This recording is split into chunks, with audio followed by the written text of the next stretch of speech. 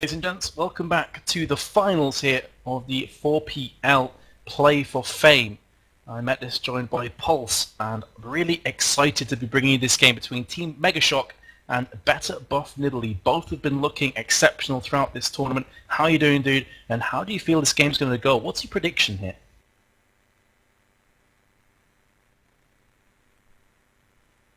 Well, I am assuming that Pulse is actually AFK. Oh, I just muted myself because I'm amazing. Oh, okay. I'm doing fine, thank you. And honestly, I can't predict anything in this match because Better Buff Nidalee and Team Megashock are playing exceptionally well, as you've just said. And Team Megashock just took out Acer, the winners of the tournament last night, so they're in top form right now. Yeah, very true. They look very, very strong. They look clinical, actually, in finishing that game out. But Better Buff Nidalee, an extremely strong team themselves. You're going to get into that banning stages here. And Nivea, Shen, Ari have been taken out from Team Megashock. Better Buff Nidalee are going to eliminate Malphite, Kennen, and Urgot as well. Can kind of understand that Kennen ban after the horror that we saw in that last game. So strong. Slicing Maelstrom with the Zhonya's Hourglass is so horrible to face off against. That's going to leave Nocturne open, and it's going to be an insta-lock coming in there from Etnex from Team Megashock. So that jungle presence, that global presence is definitely going to be on the cards for them. Yeah, and Irelia being picked up by Nuke Duck at the moment. Braves, okay, so Braves Janna, in fact, they're going to pick that bot lane. Okay, no, it's not. Okay, I'm going to stop talking because saying trolled here about the picks is fine. And I'm going to have Monday, yeah, it's fine, whatever. So, Anivia, Shen, Ari, very solid picks. I don't see anything wrong with these bans at the moment. And, yeah, I mean, obviously that kind of will probably be target bans to them. Stop changing! But, whatever, it's fine. They're probably listening to the stream so they can just do this to me, aren't they? But yeah, that's a very strong combination, and definitely Graves is extremely strong at the moment. Very, definitely a tier 1 pick. That being said, they have picked up Aurelia, so it's... Yeah, Aurelia and Janna have both been taken here. And on the flip side, Cho'Gath, I would love to see a Chol picked here. It's been so long since I've seen him played at the kind of top level. So it would be awesome to witness. Of course, Steve is the support player for Team Megashock, so will he be taking that one? Looks likely. He has spotted that Soraka is open, and he's going to be picking that one. Important to note, actually, that Karthus is open here, and a lot of teams do like to rock out a Karthus in mid. So, as I say that, Team Megashock switched to a Karthus. So they're going to maybe go for the Karthus-Soraka combination, which is so much global presence, alongside Nocturne as well. That is crazy action coming in from them. On the other side, though, we may be seeing, well, I'm going to do what you did. I'm not going to call anything because it seems that Blade Master is just switching through every character that he currently owns. But I would expect to see Spirit of Mage to actually lock in the Graves. There we go. So it is going to be the Graves-Janna bot combination, which of course is very strong. Burst damage is immense. We also got the Eye of the Storm that comes. It's that shield that gives you additional AD, and also the Monsoon alongside the Howling Gale. So good for utility. So it's going to be difficult for them to actually get ganks down at that bot lane. And I do love to see me a Maokai jungle. It's basically saying to everybody, I'm going to be aggressive in jungle, and I'm going to try and gank a lot. Yeah, support junglers are so in right now, and Maokai, yeah, definitely interesting. Maokai over Nautilus, who has not been banned, so that's interesting to me. In fact, neither team's going to go for it, and yeah, Nautilus is so strong right now. Possibly the Kel, probably not, because both teams are doing this for us at the moment. But yeah, global ultimates.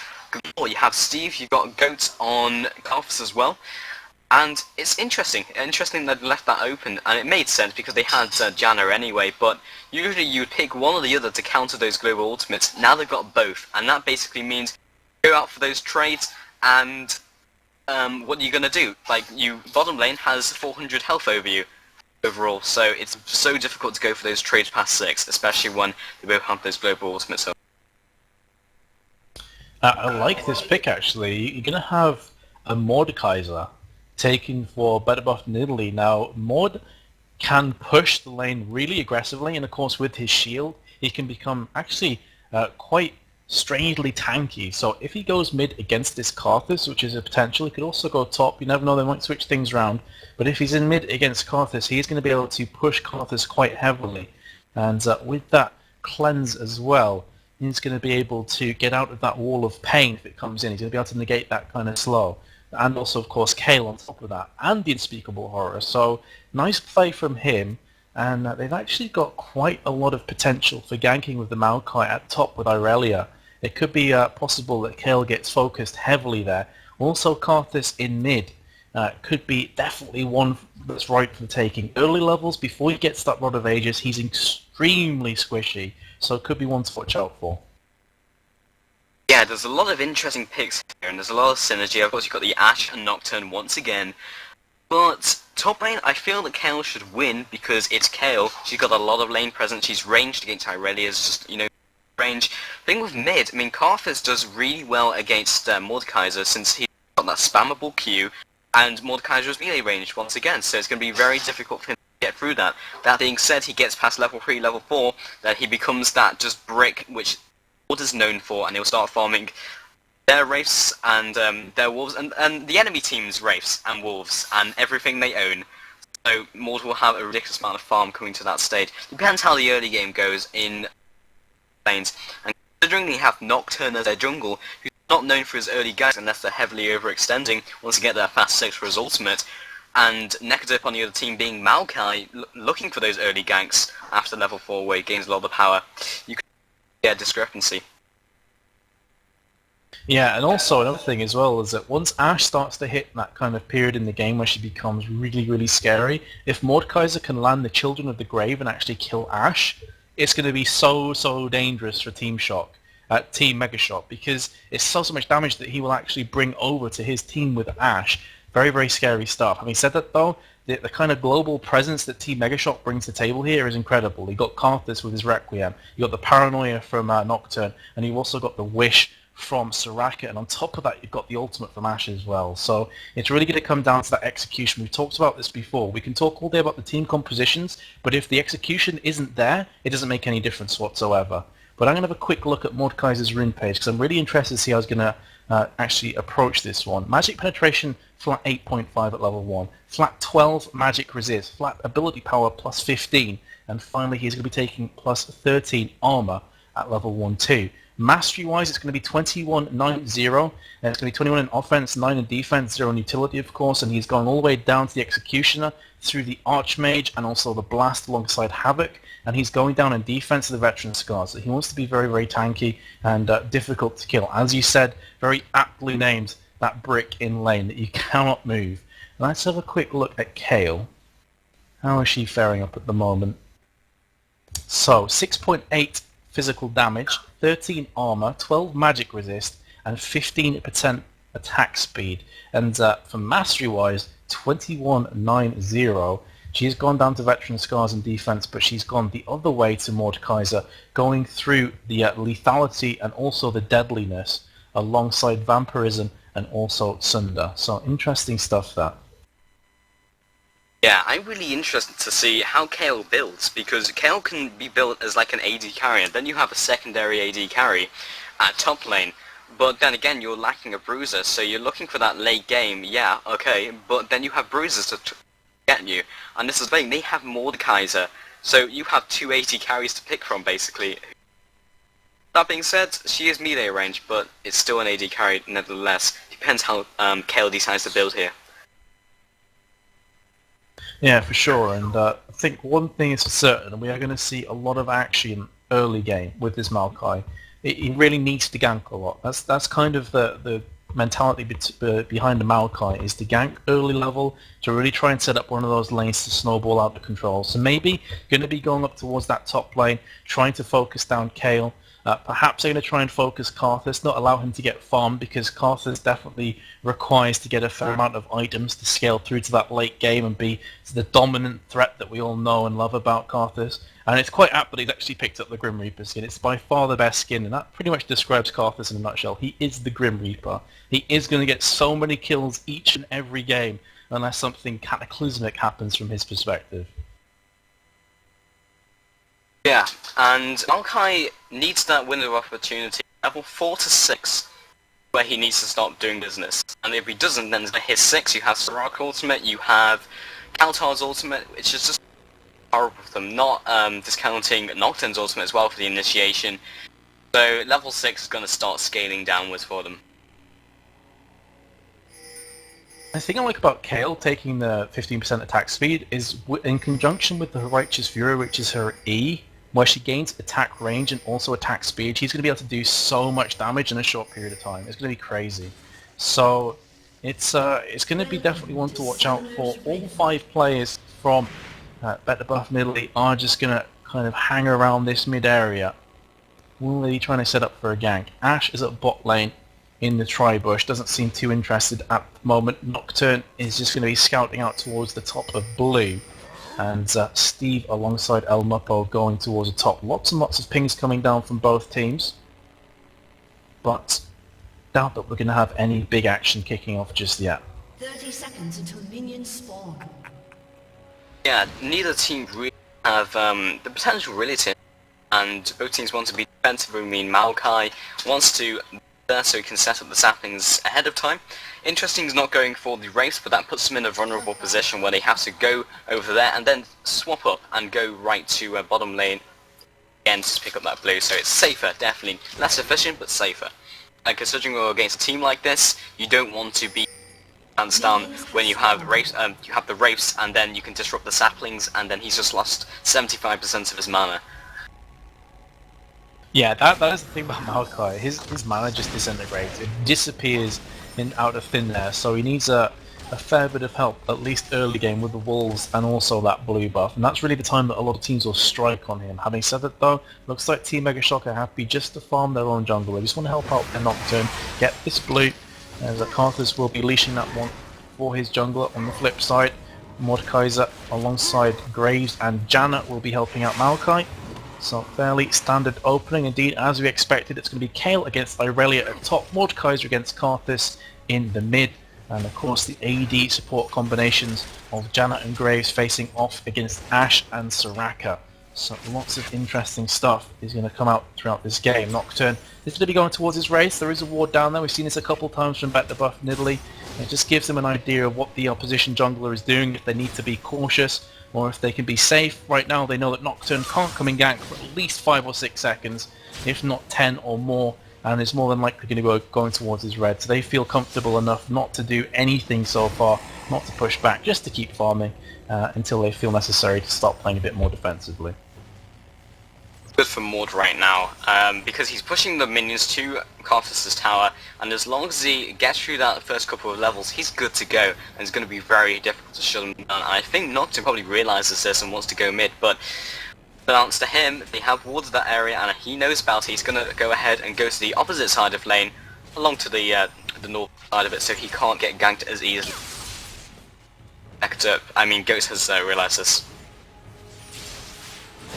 So Nocturne is now going to start to move his way down towards bot lane. There is a ward, there isn't a ward I should say down there, so you need to be very careful here, Graves and Janna, that they don't overextend and get caught with that unspeakable horror. He said that after the unspeakable horror, apart from the volley, there's not a great deal of CC that comes in, so I think he's going to just try and burn a... Oh, he's actually popped off the unspeakable horror on one of the minions there. So that was a bit of a head-scratching moment, to say the least. I think Graves had quick to draw it out of contention regardless, but that was a bit of a strange one right there from Nocturne. Because the thing, the caster minion can do a lot of damage, and this early on, it could have taken him out, so it made sense to fear the minion. The huge damage threat in comparison to Graves, who does a massive burst damage, but... tactical decision. Better focus the minions, because they're the real threat. Don't worry about the AD carry. But, yeah. Maokai is now going to start to push down, but there is a ward down there in river, so you can instantly see that Ashe and Soraka start to pull themselves back, and that's going to let Maokai know, okay, got a ward down there, I'm just going to pull myself back. I'm going to be wasting my time if I stay around that vicinity. Nocturne did think about going into opposition jungle, but he's actually going to recall instead. So we haven't seen any early action kicking off here. Getting towards the 5-minute mark, it has just been a farming frenzy. And let's have a quick look at some of those early items being picked up. Nocturne has gone back, picked himself up a longsword and a sight ward as well. How's the creep farm looking at top? Kale 25, Irelia 30, so she is slightly behind, but Irelia underneath that tower is probably going to pick up a few more creep score. So it could be that Kale finds herself 10 creep score behind. She is going to pick herself up. Berserker's Greaves instantly, which again with that attack speed and the Righteous Fury makes a lot of sense. We are going to have an engage here as Maokai comes in for that Twisted Advance and the Sapling. Is he going to get the Arcane Smash off? Not just yet, but Mordekaiser comes in there. Beautiful play from him with the Mace of Spades and also the Siphon of Destruction doing the work, and will pick up that first blood. And as I said before, Karthus pre-Rod of Ages, very squishy, very, very vulnerable. Order's having the dream early game right now, and actually Ghost coming in from behind him. No. I think he should be okay, because Maokai is starting to come around from the backside, so Ghost very quickly realising, oh god, what have I got myself into? I should probably get out of dodge. And you can see how much damage that Siphon of Destruction is doing right now. It's on level 3, so doing 116 plus 14. Goat's coming under attack once again. Necroderp is going to try his best to get away. Wall of Pain has come down. The lay waste not quite connecting. And both of the purple team players will be able to pull themselves back there. Mordekaiser is that shield going to be just fine as well. He is now level 6, so I need to be careful. He's going to go back to spawn. How much gold does he have to play with? The answer, 1,700. Nearly getting caught out from Karthus though. Yeah, gotta be careful about that one, because Karthus will nuke him down extremely quickly, especially since he has no minions to speak of. So that Q's going to be doing even more damage. Actually going to start trading off here. Does have the ultimate, and Kalton does not have any mana either. He drains it along with that Defile. Have 6 right now, but he has no mana for it. That's sad. It is sad, and is he going to try and pop up the Requiem as soon as he recalls? I don't think so. It's kind of a race against time to see who he does get back first. Is Karthus even going to bother with Requiem? No, he's not. Understandably so, realising that Mordekaiser would have had more than enough time to get back to spawn. And both AP carries will be going back towards mid now. What did Karthus pick up? He took a Ruby Crystal and Sapphire Crystal. Going to go into the Catalyst to protect it. As I said before, 99.9% of Karthus players will open up with that Rod of Ages. Gives them a lot of tankiness, gives them a bit of mana, and it also gives them ability power, which is exactly what Karthus requires. Scary thing is, though, Mordekaiser's not been shut down, and he's going to start becoming Mordekaiser, where he farms everything. Look, he just almost instantly give that minion wave at mid. He's going to go over to his rage, going to go to their rapes, just farm everything, and you're going to start seeing him get farm above the minute. And generally, the way I see it, CS-wise in mid, you should be 20 minions behind the timer. It may be less. At least bottom lane should be around that as well. But Mord, so it's like, hey Necroderp, I'll be taking your race today, and Necroderp's like, okay. Necroderp's like, oh, you'll probably carry us, so yeah, go for it, bro. But like, you know, as he said, Mordekaiser is getting towards that stage of the game now where he's deceptively strong. With that shield, you know, even if he's on lowish health, if his shield is on full, he is going to be still difficult to kill. Ash Arrow just goes right down the middle. It's worth trying. It's got a relatively low cooldown.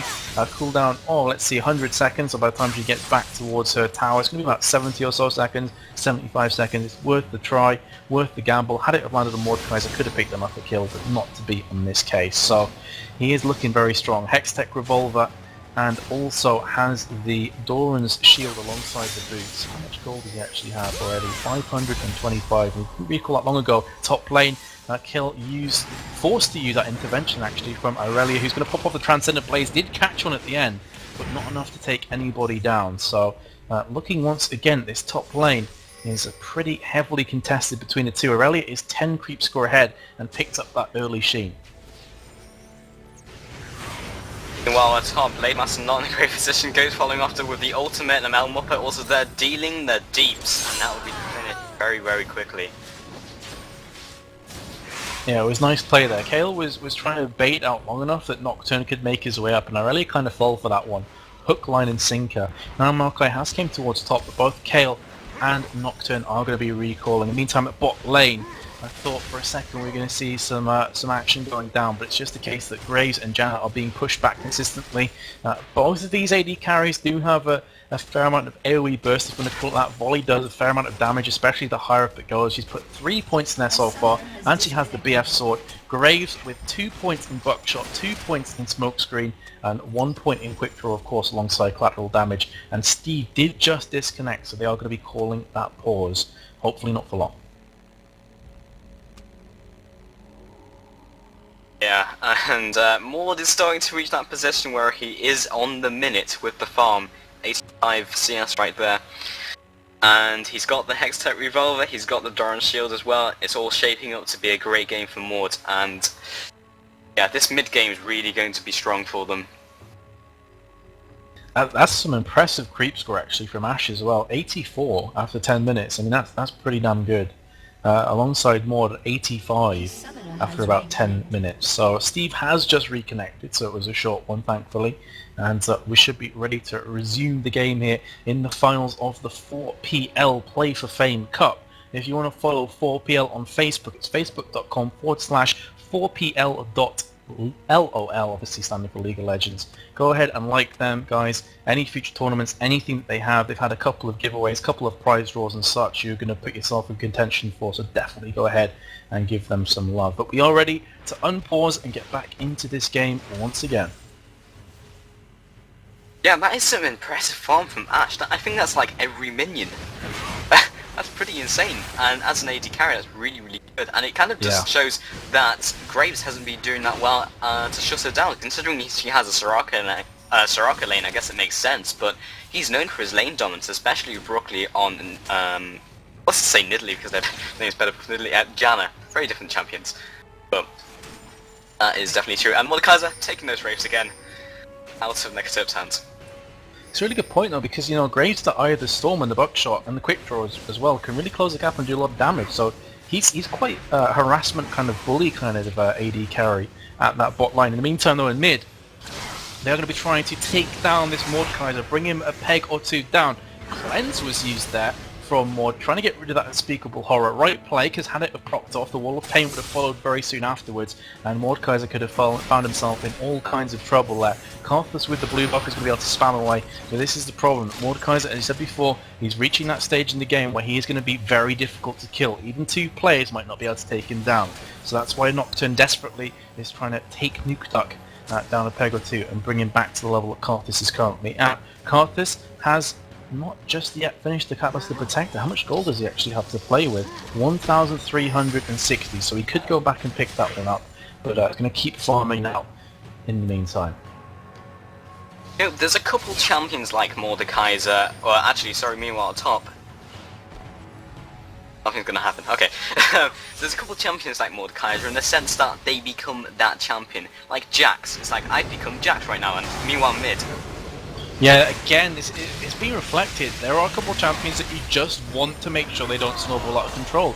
So a couple of, in fact, just the one ultimate, Paranoia, was used there from Nocturne to try and pick up the kill. Requiem is still available for Karthus if he so chooses, but he has no hope of picking up the kill there.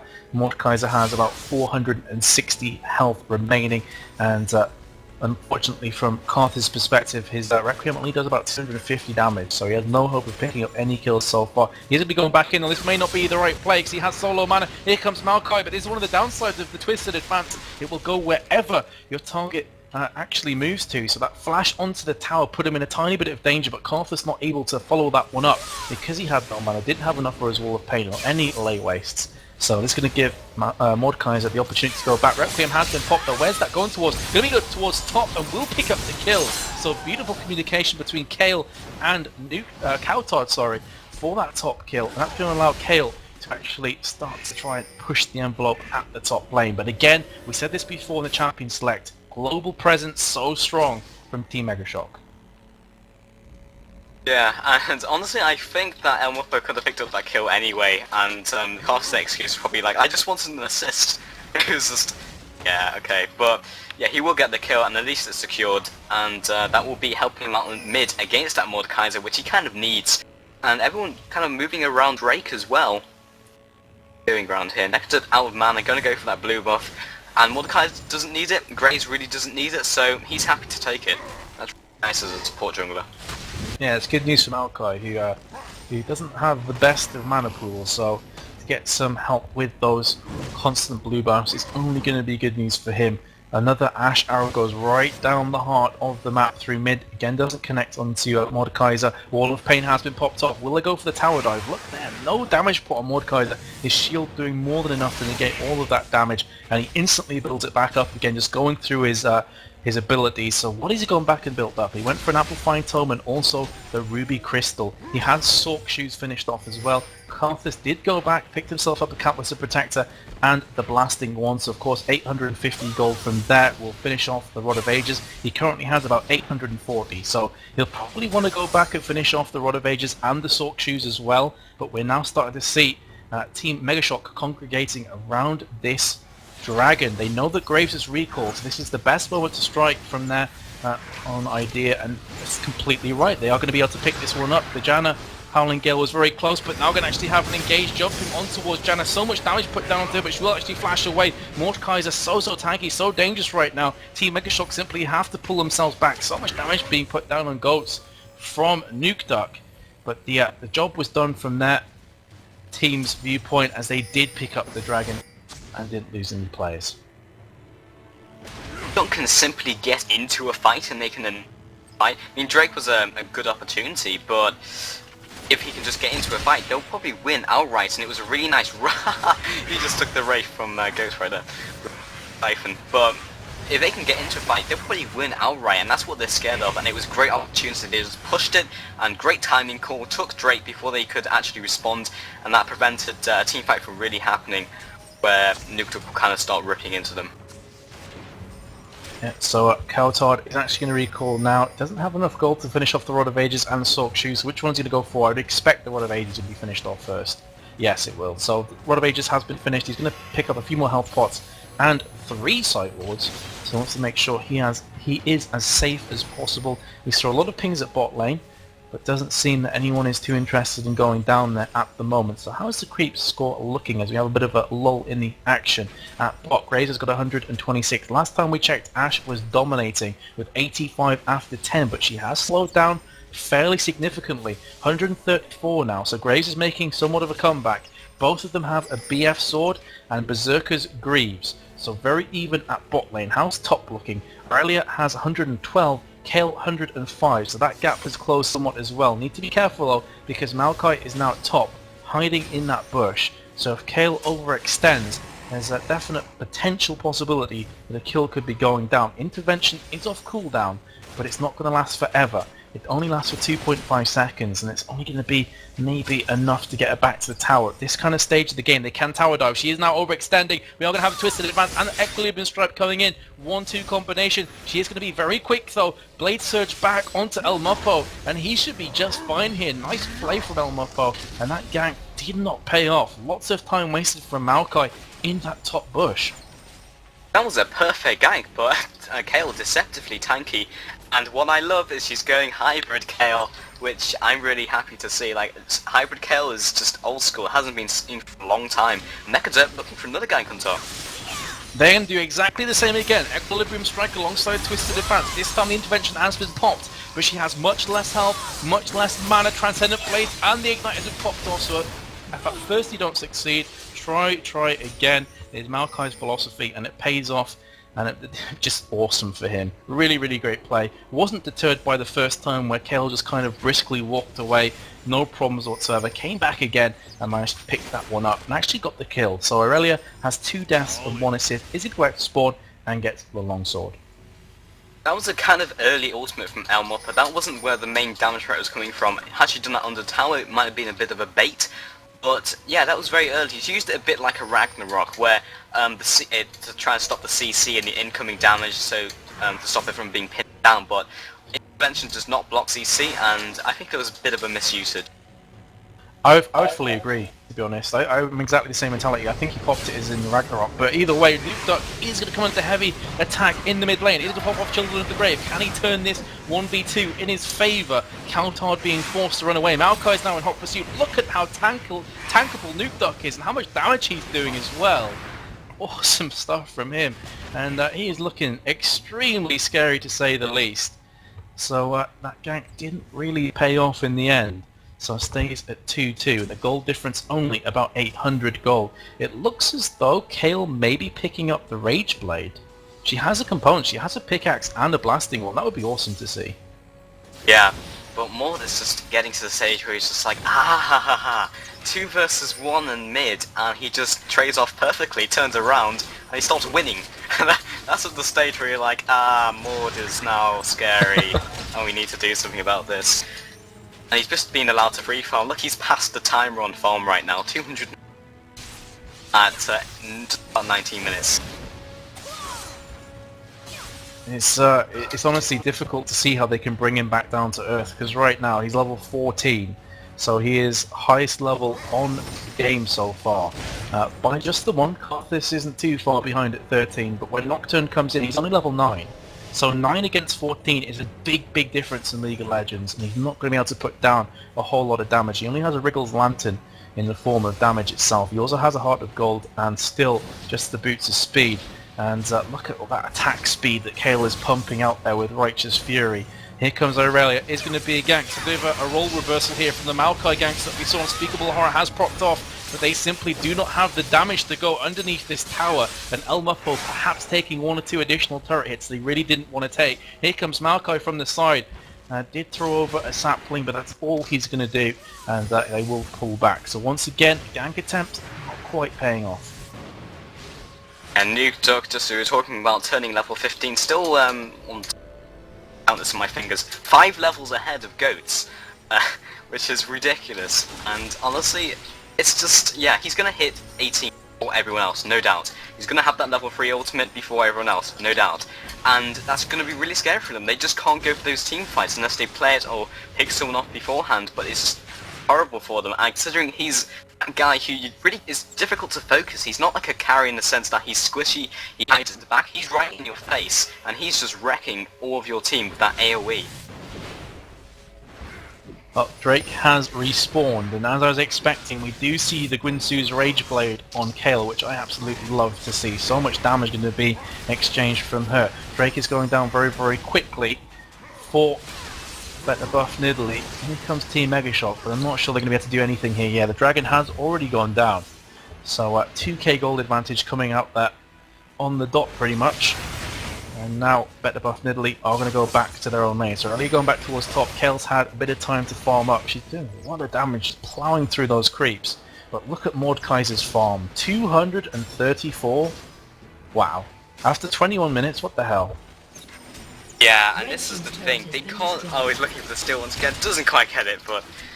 Annoying all the same. This is the thing though, they can't leave it. They can't go for this farm fest, and this is basically what the game's become. 2-2, not much action in kills.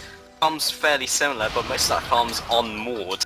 And because it's become that farm fest, and you have Maud, you win automatically. That's how it goes. And that discrepancy between him and Karthus, yes, he's also a good farming champion, but Maud has completely outclassed him in that department. So, I don't know, it's difficult for them. They don't want to go for this. Oh, it's going to be a 3v1 against Maokai. Will the Unspeakable Horror proc off no one, but Wall of Pain will come down, and Maokai will get exploded from Kale with the help coming in from Karthus and Nocturne. They are going to try and push down this mid lane and alleviate some of that pressure, because Mordekaiser with that tower. Look at the damage though, oh my god! Intervention is up, which is a saving grace for Karthus. He should be okay, regardless of what happens here. Wall of Pain will go down again, trying their best to pick up a kill onto the Mordekaiser, but the cavalry has arrived with the rest of his team in hot pursuit. Aurelia will be jumping in to put down some of that damage, and as we said before, Aurelia is a master at just jumping on top of those AD carries and trying to eliminate them from the team fights as soon as they possibly can. But neither team really wants to push forward in this team fight, and they are just going to start to peter out and recall. But still, wow, that damage that Mordekaiser put down on Karthus. Yeah, Maud just chunked off over 1,000 health from Karthus. That was disgusting. And had they gone out for a full-out engage, Maud would have just carried on doing that to every single player. Yes, he used his Deathfire Grasp, so he's looking for a sort of bursty caster, but still, that is scary to contend with. And they know that was kind of a show of power right there, and they know what they're up against. They managed to take a tier 3 turret at 23 minutes into the game. They're really, they're in a good place right now, and they have good clearing power along with Maud, and he might be caught right here actually. He is definitely getting caught. Look at the damage that Kale is putting out though. Oh my god, that was incredible stuff in conjunction with Karthus. So Mordekaiser will finally fall. The king himself is down and out for 40 seconds, and this may allow a bit of a push to come in the middle. Coutard alongside El Mupo. Perhaps going to go for this one, but with not too many minions to contend with, maybe not going to bother. Ashe and Soraka are going to join their brothers in arms here, but they are going to have to wait for this creep wave. Another thing important to note as well, there's been so few ganks at bot lane that it's allowed both AD carries to pick up 200 plus creep score themselves. So lots of good items, lots of big items are on the battlefield right now. And lots of gold in the bank as well. They are going to be trying to push this tower. Mordekaiser is still on the bench for 2 seconds, so this mid tower will be falling. And lots of damage being put in. Ashe will initiate here. Monsoon instantly popped, but didn't actually do too much to reset this team fight. And Janna will be going down from Karthus. Kale thought for a couple seconds about going in, but they need to be careful because now they realise that the King is back on the playing field, and his damage is definitely something that you want to take into consideration. He has a Deathfire Grasp, a Haunting Guise, and a Hextech Revolver. They are now going to engage on towards Nekadurp. They did manage to land a couple of abilities there. Ashe will pick up the pieces onto him. Children of the Grave popped on towards Nocturne. Instant intervention to try and take away some of that damage. And 6-2 up. And lots of damage being exchanged. Lots of ultimates being burnt as well, it has to be mentioned. And it looks like Team Megashock are going to go ahead and recall after this red. But wow, this damage is incredible. Yeah, oh god, Mord, and wow, he's just being bursted down. He have a lot of single target damage, and he's on the benches for another 45 seconds again. And that might be the Baron, or as I like to call him, Drew Barrymore. But it's terrible, I know. But it looks like there's very little they can do to respond to this. I mean, Maokai's back at base. They've got no smite. Master could potentially do something, not vision, but I don't know. Transcendent Blades is all they can respond with. Yeah, it's not enough. Yeah, Baron has gone down to Team Megashock, and Mordekaiser caught twice in about 2 to 3 minutes. That's not good news for Better Buff Nidalee, because he was looking strong. But as I said before, because a lot of these players have been given free reign to farm a lot, you had Ashe there with Infinity Edge and I believe a pickaxe, or at least a zeal, so she was doing a lot of single target nuking. Kale with the Gwyncy's Rage Blade was also doing a lot of damage, and then on top of that you had Karthus and the Wall of Pain, which of course does reduce some of those stats. It reduces your magic resist and it also reduces your armor. So as tanky as Mordekaiser is, when that level 5 Wall of Pain goes down, he is suddenly very vulnerable, and we saw exactly how vulnerable there twice in a row. Yeah, and this is the thing with Team Megashock. They have very, very strong single target damage. They have El Mupo on Kale, they have Kaltod. That in itself is ridiculous sustained damage, and there's very little that more can do in that situation. They're playing it perfectly though. They're 7-2 right now, 5k advantage. Well, this is the thing, they're getting those picks, and they know they can't go straight up. They can't go 5 versus 5 against that Mord, who's going to get all that AoE, going to get that creeping death on everyone, and he's sustained through it all because of that shield. And they know, they recognise this, which is a trade off a great team, and there's to initiate from Ashe in fact, which immediately gets cleansed. Yeah. But they're getting picks, and that's exactly how they have to do it. If they don't get picks, they'll lose. And now they might be in a position where they can go head to head, but they realise they need to get past that threshold.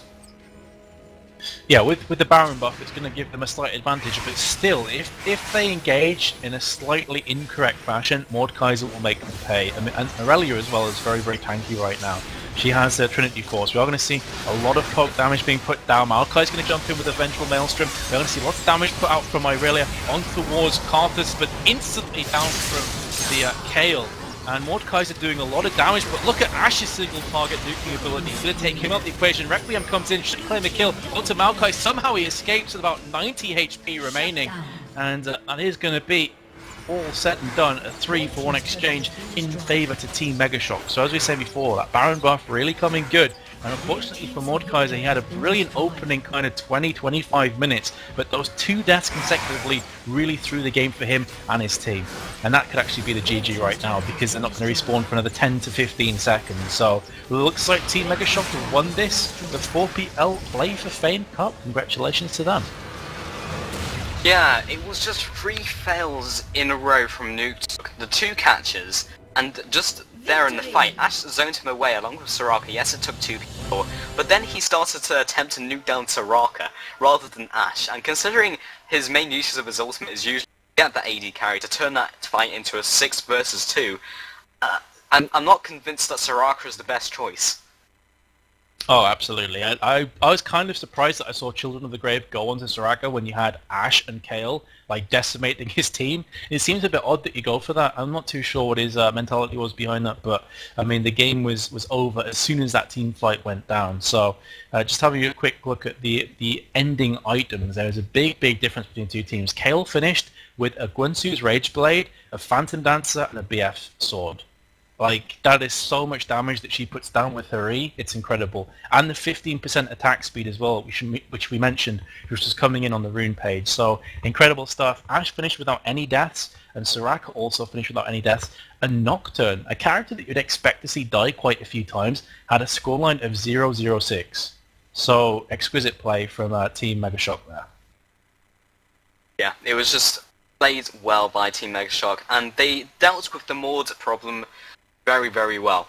They got the picks, and they didn't go for the straight-up engages. They recognised that they were stronger than them, and you may have saw the Drake fight early on, and they didn't go for it. And they knew, okay, we have like 4 or 5 people here, we could go for this. Oh wait, no, Maud's there. He's really farmed right now. We should just wait, let them take it, no contest, and then wait it out just until we can get some picks. And they'll become lackadaisical about it, and we'll catch Maud off guard, and that will happen. We know it will happen, and that's exactly what they did. They just capitalised on mistakes, and they punished hard for it.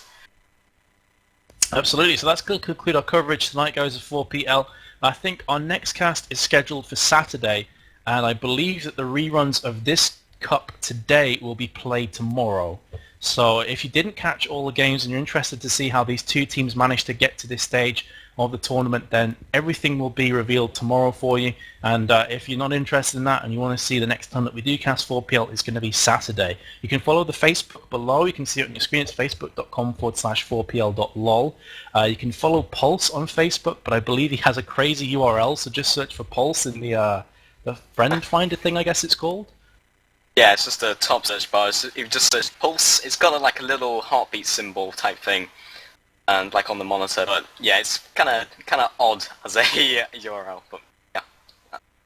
Yeah, and if you want to follow myself for any updates when we're going to go casting, it's Metas TV, METUZLOL, really, METUZTV, after facebook.com/, of course. So I think that's going to do it. Is there anything else that you want to shout out there, Pulse? Any shout-outs or anything else that you want to comment on?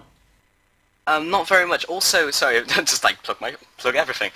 My YouTube is probably easy to find actually. What's Your Pulse? If you just type that in, it's quite easy to find. And yeah, there's a video that was quite interesting. Yeah, thank you for watching, guys, and thank you for having me once again.